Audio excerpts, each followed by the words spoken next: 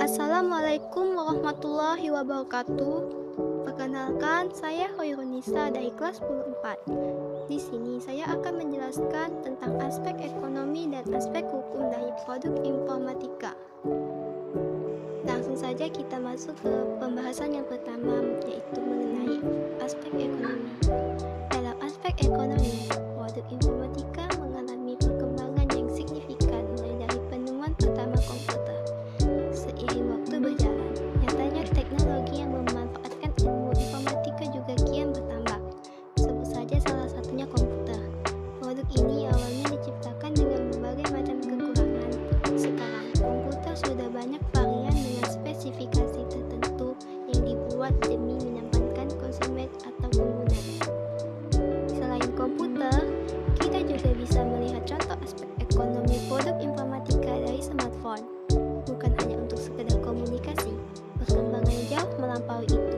Berkat perkembangan tersebut, sekarang kita dapat menggunakan HP untuk bermain game, memperoleh informasi, membaca berita, buku, komik, hingga untuk sarana bertransaksi. Industri perangkat lunak. Seiring dengan berkembangnya industri di bidang perangkat keras, industri di bidang perangkat lunak juga berkembang. Namun, industri di bidang perangkat lunak berkembang lebih pesat karena untuk memenuhi kebutuhan manusia berinteraksi dengan komputer maupun dengan manusia lainnya. Bisnis perangkat lunak. Inovasi di abad digital melahirkan bisnis bidang teknologi informasi yang makin dibutuhkan. Hampir semua sektor pemerintahan dan bisnis mengubah cara berbisnis dengan menyediakan jasa layanan online.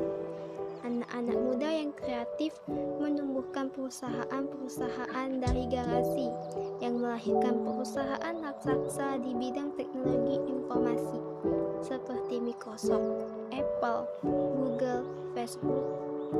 Pertumbuhan yang pesat tersebut diakibatkan dari nilai tambah dan manfaat atau bisa disebut value dari teknologi informasi terhadap seluruh aspek kehidupan manusia. Kemudahan dan kata hubungan yang dimungkinkan dengan teknologi informasi telah menjadi kebutuhan primer bagi sebagian besar manusia.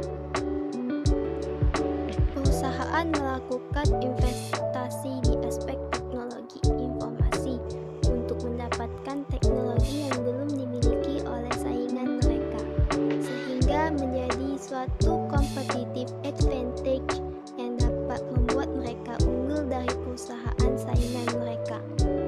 Perusahaan mengadopsi secara masif teknologi informasi agar memenuhi competitive necessity yang mereka perlukan agar usaha mereka tidak tersaingi atau dikalahkan oleh perusahaan lain. Di sisi konsumen, value tersebut dirasakan di berbagai aspek kehidupan. Pada dasarnya, value tersebut berupa suatu kenyamanan dan kemudahan untuk melakukan suatu aktivitas, serta kemudahan untuk berhubungan atau berkomunikasi dengan pihak yang menawarkan layanan. Pada sisi kehidupan sesama manusia, media sosial menjadi tidak terpisahkan dengan kehidupan. Bagi sisi pedagang pun, hal ini membuat mereka dapat menjangkau konsumen di belahan dunia yang lain. Bagi traveler, mengadakan perjalanan menjadi lebih mudah dengan banyaknya penyedia layanan digital untuk membeli tiket perjalanan dan hotel. Nilai valuasi atau harga dari suatu perusahaan rintisan dilihat dari value yang mereka berikan. Berbeda dengan bisnis pada umumnya yang melihat dari seberapa besar keuntungan yang mereka hasilkan pada suatu periode.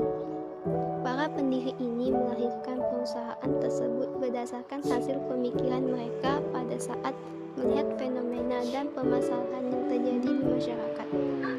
Hasil kreasi dari berpikir itu menimbulkan inovasi.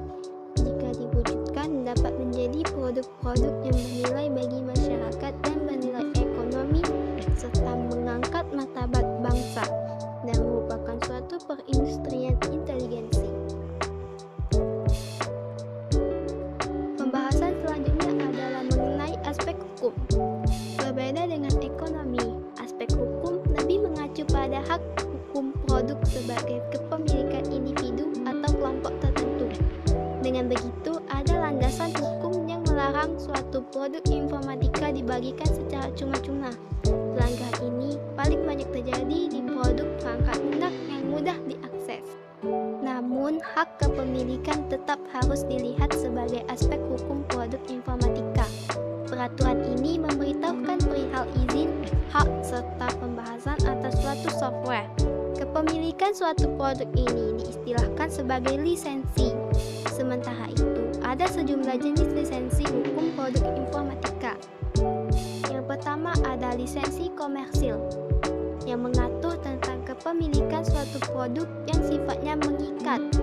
Pengguna hanya boleh menggunakan setelah membayar dan tidak boleh menyebarkannya secara sembarangan. Contohnya seperti sistem operasi dan berbagai aplikasi pengolah lainnya. Berikutnya ada lisensi gratis. Peraturan ini memperbolehkan orang-orang untuk memperoleh suatu produk secara gratis. Akan tetapi, tetap ada beberapa kebijakan lain yang biasanya harus dipegang teguh pengguna. Contoh pengaturannya adalah tidak membagikannya ke orang lain. Jika ingin memperolehnya, harus lewat sumber pertama. Yang ketiga ada lisensi umum atau open source. Berbeda dari dua lisensi sebelumnya, lisensi ini lebih bersifat terbuka. Lantaran siapapun boleh mengakses, mengedit, mengubah, dan menyebarkannya ke orang lain. Dan yang terakhir ada lisensi domain publik. Lisensi domain publik adalah jenis lisensi di mana semua cipta terhadap perangkat lunak telah dilepaskan oleh si pembuat perangkat lunak, sehingga kepemilikan perangkat lunak tersebut diberikan kepada masyarakat umum. Setiap orang diperbolehkan untuk menggunakan, menggandakan, dan mendistribusikan ulang ataupun mengubah kode programnya tanpa ada batasan. Contoh pelanggaran lisensi hukum produk informatika. Dari 4 jenis lisensi di atas, lisensi yang banyak dilanggar adalah lisensi komersil. Banyak sekali perangkat lunak bajakan yang bisa kita temukan dan di-download bebas di internet. Contohnya adalah program Microsoft Office bajakan, game bajakan, dan aplikasi bajakan lainnya. Menggunakan produk informatika bajakan adalah tindakan tercela yang melanggar hukum. Selain itu, mendownload dan menggunakan produk bajakan beresiko tinggi terhadap serangan malware dan virus komputer yang bisa mengancam keamanan siber.